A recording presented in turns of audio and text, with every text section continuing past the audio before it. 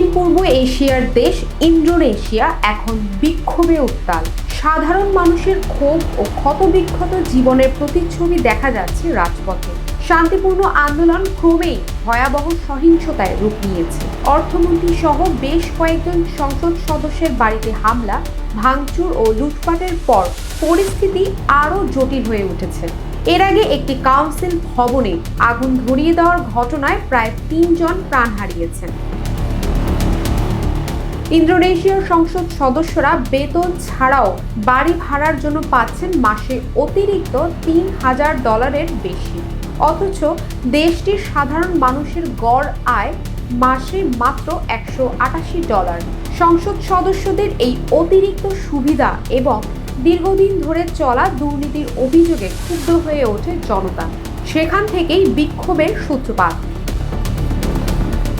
পরিস্থিতি আরও উত্তপ্ত হয় ২১ বছর বয়সী ডেলিভারি ও রাইড শেয়ারিং মোটরসাইকেল চালক আফফান কুর্নিয়াওয়ানের মৃত্যুর ঘটনায়। রাজধানী জাকার্তায় পুলিশের গাড়ির ধাক্কায় নিহত হন তিনি। এই ঘটনাকে কেন্দ্র করে ছাত্র, শ্রমিক ও মোটরসাইকেল চালকেরা একত্রিত হয়ে দেশব্যাপী আন্দোলনে যোগ দেন। আফফানের মৃত্যুর ঘটনায় গভীর দুঃখ প্রকাশ করে পরিবারের কাছে ক্ষমা চেয়েছেন প্রেসিডেন্ট প্রাবোও সুবিয়ান্তো। তিনি দোষীদের বিচারের আশ্বাস দিয়ে জনগণকে শান্ত থাকার আহ্বান জানিয়েছেন।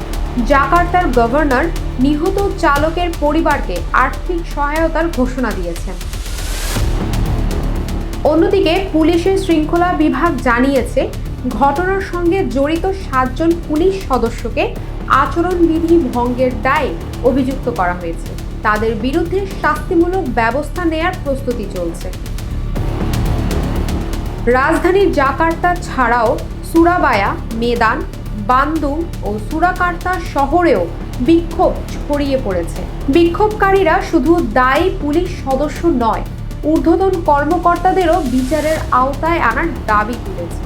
একই সঙ্গে তারা সংসদ সদস্যদের ভাতা বৃদ্ধি এবং জীবনযাত্রার ব্যয় সংকটের বিরুদ্ধে প্রতিবাদ জানাচ্ছেন।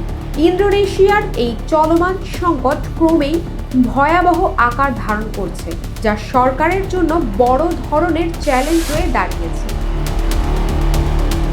International desk, global voice 24।